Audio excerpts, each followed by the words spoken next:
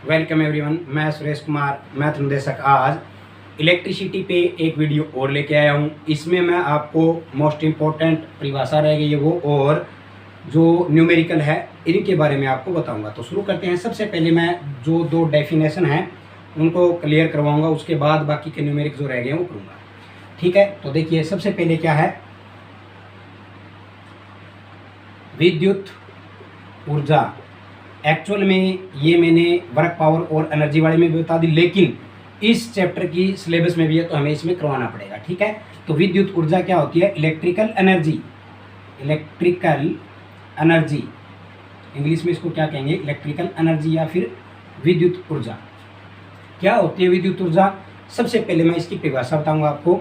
ठीक है, कार्य करने की क्षमता को विद्युत ऊर्जा कहते हैं। ठीक है, कार्य करने की क्षमता को ऊर्जा कहते हैं या विद्युत ऊर्जा कहते हैं। इंग्लिश में आप इसको क्या बोलोगे? The capacity of doing work is called electrical energy. Okay, the capacity of doing work is called electric energy, या कार्य करने की क्षमता को विद्युत ऊर्जा कहते हैं। तो अब हमने इसकी परिभाषा पढ़ ली, अच्छी बात है। अब हम इसकी इकाई के बारे में पढ़ेंगे कि इसकी इकाई क्या होती है। इकाई मीन्स क्या हो गया? यूनिट। यूनिट कह दो फिर, या फिर इकाई कह दो। तो इसकी इकाई या यूनिट क्या होती है? इसकी इकाई जो कार्य की इकाई है वही है, यानी मतलब जूल। आप जूल भी कह सकते हैं, इकाई में बताता रहूँ आपको। जूल भी है, या दूसरी क्या है? वाट घंटा या किलोवाट घंटा, KW, किलो वाट घंटा। यानी कि इन दोनों को कैसे डिनोट करेंगे? WH से, वाट आवर, या फिर KWH, किलो वाट आवर, जो बिजली के बिल पे लिखा आता है। उम्मीद करता हूँ समझ में आ गई होगी आपकी बात की क्या बोल रहा हूँ मैं। ठीक है, तो विद्युत ऊर्जा की परिभाषा बता दी मैंने, इकाई बता दी जूल, और इसकी प्रैक्टिकल जो यूनिट होती है, व्यवहारिक इकाई जो होती है वह वाट घंटा या किलोवाट घंटा होती है। और 1 किलोवाट में 1000 वाट होती है, ये आपको पता ही है। ठीक है, 1000 वाट होती है। अब देखिए इसका फार्मूला क्या बनेगा। तो इसका फार्मूला क्या बनेगा? E means energy. एनर्जी मतलब ऊर्जा। विद्युत ऊर्जा बराबर में क्या होगी? P इंटू में टाइम। P इंटू में यानी पावर गुणा में समय, ये इसकी बनेगी। तो यहाँ पे हम इसका फार्मूला क्या लिख सकते हैं? P हमें पता है क्या होता है? P इज इक्वल टू क्या होता है? V इंटू आई होता है, वोल्टेज इंटू करंट। तो क्या हो गया? V इंटू आई इंटू टी। यहाँ पे आप क्या लिख सकते हो? वोल्टेज, करंट और समय। तो इसी बेस पे क्या आता है? इसकी इकाई जो है वाट हावर या फिर किलो वाट हावर आती है। ठीक है, तो हावर लगाना मत भूल जाना, क्योंकि वाट और किलो वाट तो इकाई जो है शक्ति की भी होती है, जैसे भी नेक्स्ट बताऊंगा मैं आपको। तो ठीक है, उम्मीद करता हूँ ये आपको अच्छी तरह समझ में आ गया होगा। और 1 kilowatt hour is equal to 3.6 mega joule के बराबर भी होती है। ये अगर क्वेश्चन आ जाए तो ये भी आप याद रखना, कई बार आ जाता है कि 1 kilowatt hour is equal to कितना होता है। तो 1 kilowatt hour is equal to 3.6 mega joule बराबर होता है। ठीक है, तो ये था विद्युत ऊर्जा, इलेक्ट्रिकल एनर्जी। मैंने आपको समझाने की कोशिश की है, उम्मीद करता हूँ ये आपको अच्छी तरह समझ में आई होगी। अब देखिए नेक्स्ट बताता हूँ आपको। विद्युत ऊर्जा हमने पढ़ लिया, बात करते हैं विद्युत शक्ति की। इसके बाद हम पढ़ेंगे न्यूमेरिक। बहुत बढ़िया न्यूमेरिक लेके आए हम आज, बढ़िया इंटरेस्टेड है, अच्छे समझ में आएंगे आपको। नंबर सेकंड, विद्युत शक्ति। विद्युत शक्ति या फिर इलेक्ट्रिक पावर। विद्युत शक्ति या फिर इलेक्ट्रिक पावर, इसकी परिभाषा क्या बनेगी? सबसे पहली बात यह है, तो कार्य करने की दर, सॉरी क्षमता तो वो भी ना, कार्य करने की दर को विद्युत शक्ति कहते हैं। ओके, वो क्या थी? क्षमता थी। अगर यहाँ पे हम अक्षमता लगा दे तो ये ऊर्जा बन जाएगी। डिफरेंस आपको पता होना चाहिए क्या इनका मीनिंग है, ठीक है। The rate of doing work is called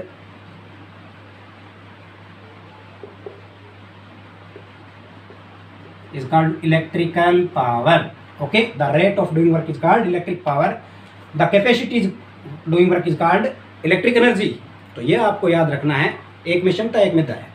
इसको हम किससे डिनोट करेंगे? पी से, पावर से। सबसे पहले तो मैं इसकी आपको इकाई बता देता हूँ। इसकी इकाई क्या है, देखिए, इकाई या फिर यूनिट। इसकी यूनिट जो होती है वो जूल प्रति सेकंड होती है। क्या होती है? जूल प्रति सेकंड। ये जूल प्रति सेकंड यानी जूल बटे में सेकंड होती है। छोटी इकाई क्या होती है? अर्ग प्रति सेकंड भी होती है। क्या होती है? छोटी इकाई अर्ग प्रति सेकंड भी होती है, ठीक है। तो दोनों में से आप देख लेना, जो भी है, या तो जूल प्रति सेकंड है या अर्ग प्रति सेकंड है। ये तो हम बात कर रहे हैं, इसकी इकाई होगी एक। दूसरी इसकी, या फिर हम इसको क्या कह सकते हैं, या तो हम ये लिखेंगे या वाट या किलोवाट।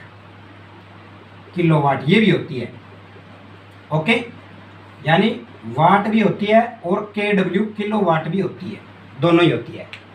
ये इसकी प्रैक्टिकल यूनिट होती है, व्यवहारिक। एक प्रैक्टिकल यूनिट और होती है HP, अगर आपने नाम सुना है तो HP, हॉर्स पावर। ये भी इसकी इकाई होती है। तो कितनी इकाइयाँ हो गई? जूल प्रति सेकंड भी विद्युत शक्ति इकाई होती है।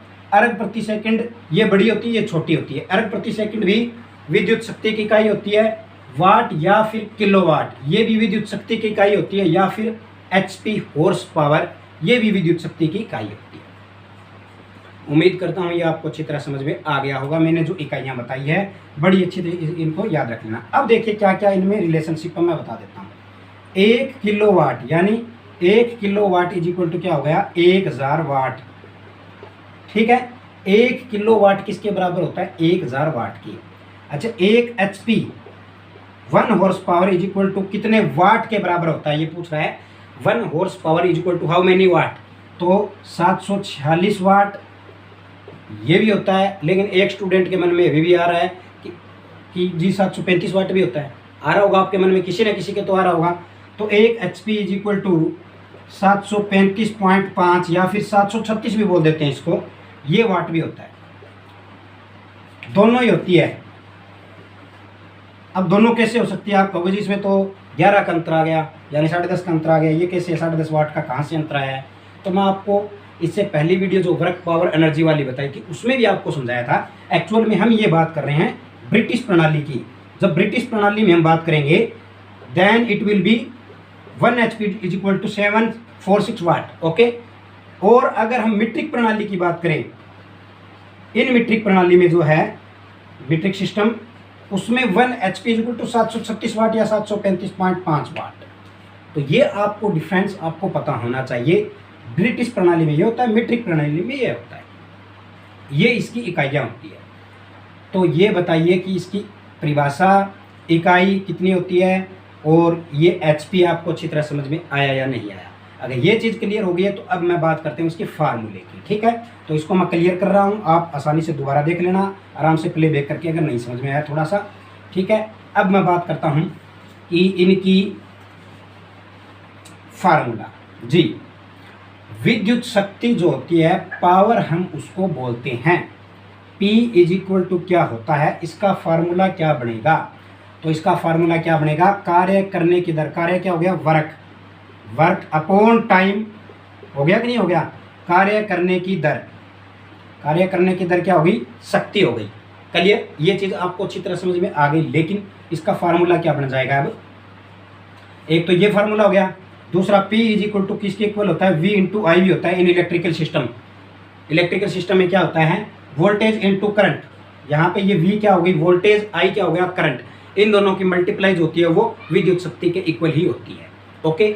तो एक फार्मूला ये बन गया, पहला, दूसरा, अब तीसरा भी बन रहा है। आप बहुत निकालूंगा फार्मूले, आप कहोगे जी हाँ। अब देखिए, ये V जो है, हमने ओहम का नियम पढ़ा था, V is equal to IR। पढ़ाया नहीं था? पढ़ा नहीं था। तो V की जगह मैं क्या लिख सकता हूँ? IR लिख सकता हूँ, बिल्कुल लिख सकता हूँ। मैं V की जगह IR लिख रहा हूँ। V की जगह मैंने IR लिख दिया, और I अलग से है, मैंने सिर्फ V की जगह लिखा है। इस v की जगह मैंने ये वाला लिख दिया आई आर, तो आई और आई की मल्टीप्लाई होके क्या हो गया आई स्क्वेयर आर, ये दूसरा फार्मूला हो गया। क्लियर? ये वाला फार्मूला, ये वाला फार्मूला, ये वाला फार्मूला, तीन तो हो गए, और भी बन रहा है। अब देखिए P is equal to V की जगह मैंने आई लिखा, आई की जगह भी तो लिख सकता हूं, तो आई की जगह क्या आ जाएगा, यहां से देखिए आई इज इक्वल V की जगह V लिखो। अब मैं आई की जगह लिख रहा हूं, आई की जगह क्या आ जाएगा आर, इधर आके डिवाइड में आ जाएगा, यानी V अपॉन आर। इस आई की जगह पजल नहीं होना, इस आई की जगह मैंने V का V लिख दिया है, इस आई की जगह मैंने इस आई की वैल्यू लिखी, तो आर इधर आके V अपॉन आर हो गया, यानी I is equal to V by R. तो ये यहाँ पे क्या बन गया V और V की multiply V square by R, ये भी बन गया। इसी तरह अब आप आर की तो है नहीं इसमें वैल्यू, तो यहाँ तक ही आप मानिए ये फार्मूले बन जाते हैं। तो आप इस तरह से चार फार्मूले आपके सामने आ गए, जो वैल्यू आपको दी हुई है उसके अकॉर्डिंग आप शक्ति निकाल सकते हैं। वर्क समय दिया तो आप निकाल सकते हैं, अगर वोल्टेज करंट दोनों दिए तो आप निकाल सकते हैं, अगर करंट और प्रतिरोध दिया तो भी आप निकाल सकते हैं, अगर आप वोल्टेज और प्रतिरोध दिया आपको फिर भी आप निकाल सकते हैं। तो इतने फार्मूले हैं, इनके अकॉर्डिंग आप पावर की जो वैल्यू है वो आप डिफाइन कर सकते हैं। तो मैं उम्मीद करता हूँ ये आपको अच्छी तरह समझ में आई होगी। तो ये था इलेक्ट्रिकल सिस्टम में हमने इलेक्ट्रिकल पावर और इलेक्ट्रिकल एनर्जी दोनों हमने पढ़ी, इनकी इकाई पढ़ी, इनके फार्मूले पढ़े, तो अच्छी तरह से आपको समझ में आया है। Very good. अब हम नेक्स्ट बात करेंगे न्यूमेरिक।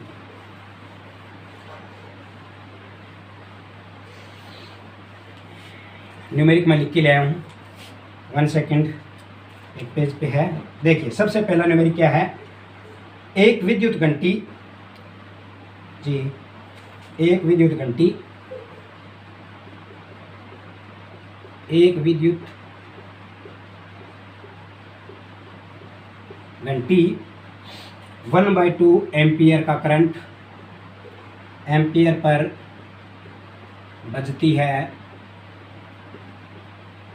तथा घंटी में कॉइल का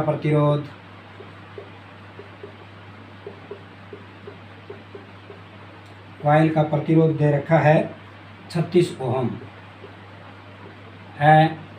तो घंटी को बजाने में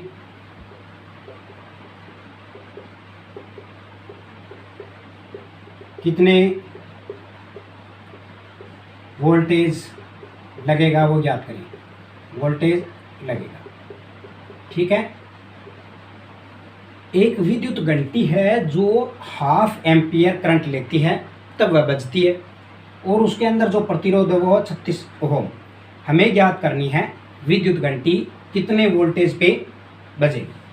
V इज इक्वल टू क्या होता है, मैंने भी बताया था formula, V is equal to IR, Ohm के नियम से ये निकला था फार्मूला। V हमें निकालना है, I की वैल्यू कितनी दी हुई है 1/2 एम्पियर, गुणा में प्रतिरोध कितना दिया हुआ 36 ओम। बिल्कुल ईजी था, 2 से 18 पे कटे 18 कम 18, और V क्या होता है वोल्टेज में आती है, तो इतनी वोल्टेज सप्लाई जो है या वोल्ट उसको बजाने में लगेगी। बिल्कुल ईजी था। तो ये था पहला सम। अब देखिए थोड़े से अलग आ गए इनसे, ये पहला थोड़ा आसान लिया मैंने ताकि आपका इंटरेस्ट बढ़ जाए। ठीक है, नेक्स्ट देखिए सेकंड है, माप ज्ञात करो। बढ़िया क्वेश्चन है, बहुत बढ़िया क्वेश्चन है। माप ज्ञात करो, कुछ 2 माप लेके आया हूँ मैं, उनको हमें पता लगाना है। पहला है 2 किलोवाट को वाट में बदलें, वाट में बदलें। दूसरा है 3 HP को किलोवाट में बदलें। ठीक है, 3 HP को किलोवाट में बदलें। सबसे पहले हम बदलेंगे 2 किलोवाट को वाट में, बहुत ही ईजी है। 1 किलोवाट बराबर कितना होता है 1000 वाट, 2 किलोवाट बराबर कितना हो गया 2000 वाट।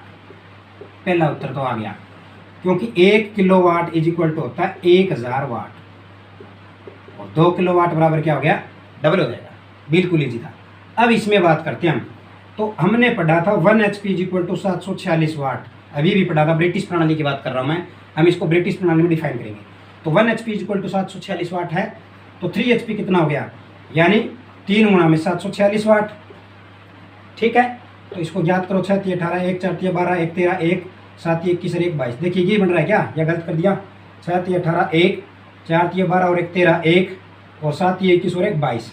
ये आ गया उत्तर, लेकिन उत्तर नहीं आया अभी भी, क्योंकि ये किस में हुआ, मैं ये कह रहा हूँ 1 HP इक्वल टू वाट आया ये, और ये पूछ रहा है 3 HP को किलो वाट में बदलिए। अभी भी हमारा सवाल सही नहीं है। हमें वाट निकाल लिया, अभी भी हमने पढ़ा 1 किलो वाट बराबर 1000 वाट होता है, तो इतने वाट बराबर कितने किलो वाट होगा, तो हम इसको क्या कर देंगे 1000 से डिवाइड, बस आ गया उत्तर। 2 पॉइंट दशमलव लगा दो 3 के बाद 0 के बाद 2.238 किलो वाट। ये था दूसरा उत्तर। बताओ समझ में आया नहीं आया। बहुत ईजी है, ध्यान से समझोगे, हर फार्मूले को ध्यान रखोगे तो बहुत जल्दी सॉल्व हो जाएंगे। ठीक है, नेक्स्ट देखिए क्या है, नंबर 3, एक मोटर की दक्षता ज्ञात करें यदि वह एक मोटर की दक्षता ज्ञात करें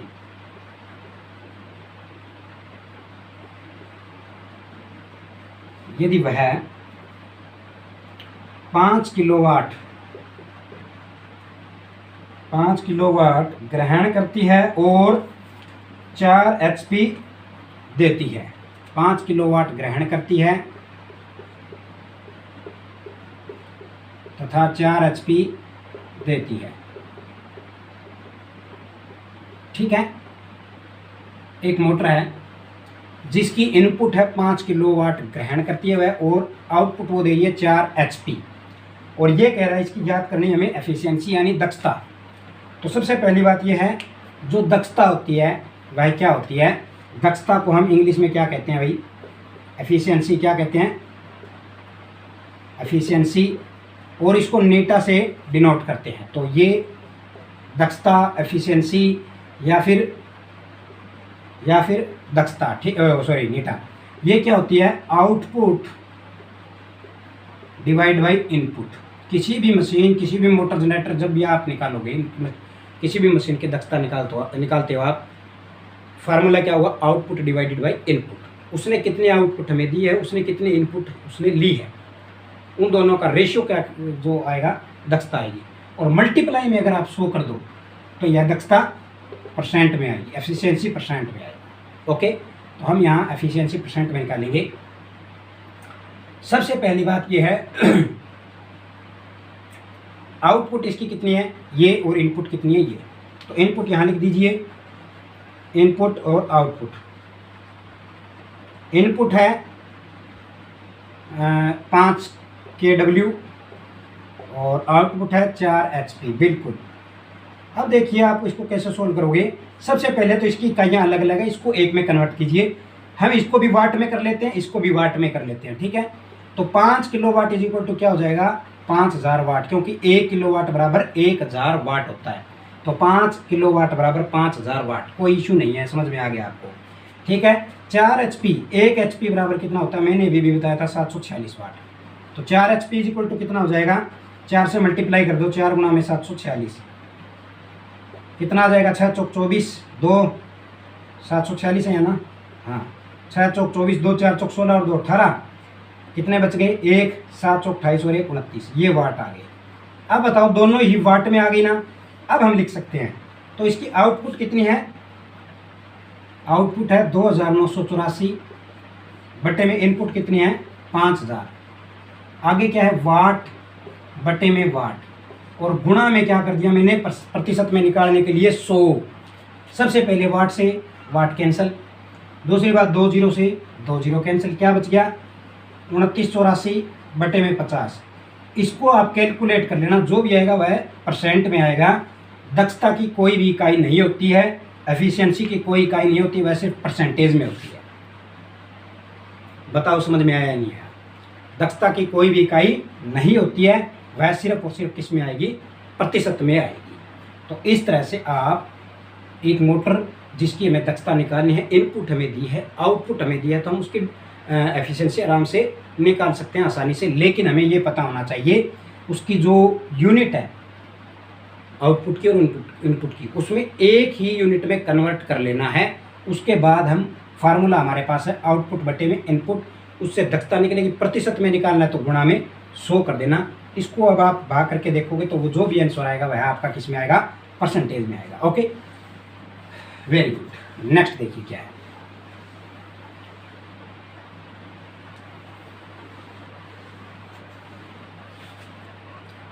नेक्स्ट देखिए नंबर 4 है, एक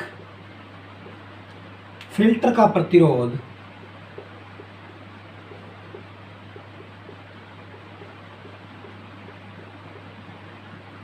एक फिल्टर का प्रतिरोध 6000 ओम है।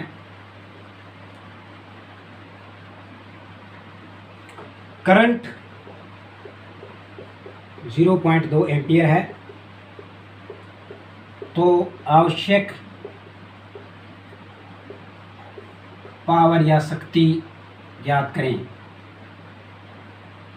और तो कुछ ज्ञात नहीं करना, हाँ बस पावर की गणना ही हमें करनी है। ठीक है, सबसे पहले आप सबको समझिए, एक फिल्टर है जिसमें हमें प्रतिरोध यानी R, रेजिस्टेंस दिया हुआ है, करंट यानी I दिया हुआ है, दोनों वैल्यू दी हुई है। हमें ज्ञात करनी है पावर। ठीक है, इलेक्ट्रिकल पावर हमें ज्ञात करनी है। पावर के लिए फार्मूला क्या होता है, मैंने अभी बताया था, जहाँ भी प्रतिरोध और I दिया हो, क्या फार्मूला बताया था, I²R। भूल गए?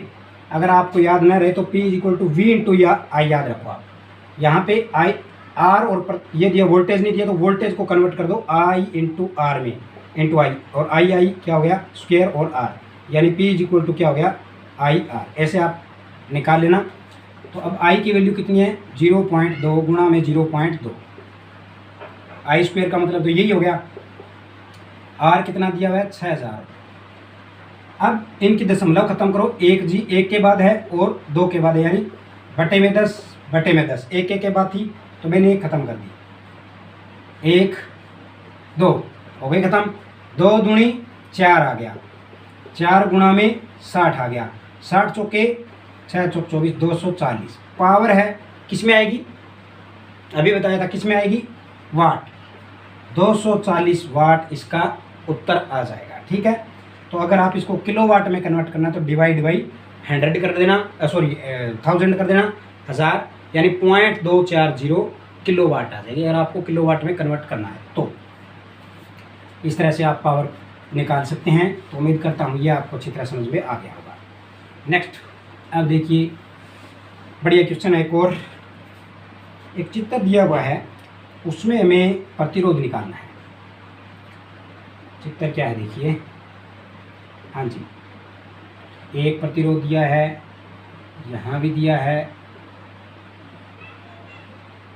अब यहाँ पे है सप्लाई 12 वोल्ट की और ऐसे जा रहा है ये।